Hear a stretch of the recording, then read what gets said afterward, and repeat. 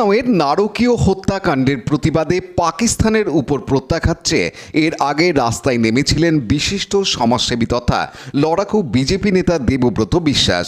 আবারও আগামী শুক্রবার 16 মে অপারেশন সিঁদুরের সাফল্য উপলক্ষে ভারতীয় সেনাবাহিনীকে স্যালুট জানাতে এক বিরাট মিছিলের আয়োজন করেছে দেবব্রত বিশ্বাস, যা শুরু হবে বাঁশবেড়িয়া কলবাজার থেকে, শেষ হবে বাঁশবেড়িয়া ফুটবল খেলার মাঠে।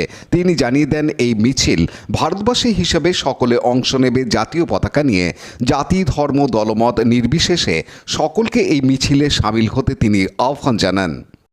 এবং আমরা আগামী শুক্রবার বাঁশবেড়িয়া আমরা ভারতবাসীর যে সফলতা, এই যে যুদ্ধে যে সফলতা অর্জন করেছে, অপারেশন সিঁদুরের যে সাফল্য আমরা পেয়েছি, পাকিস্তানের প্রায় 100-র ওপর জঙ্গি মারা গেছে, প্রায় জঙ্গি ঘাঁটিগুলো গুড়িয়ে দেওয়া হয়েছে।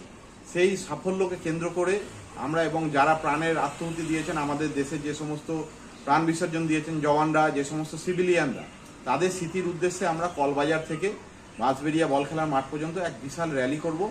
ন্যাশনাল ফ্ল্যাগ নিয়ে আমরা বাঁশবেড়িয়া ত্রিবেণী শহরের নাগরিকরা।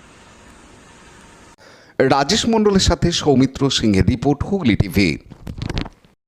লাইক, শেয়ার, সাবস্ক্রাইব করুন হুগলি টিভি। খবর এখন বুক পকেটে।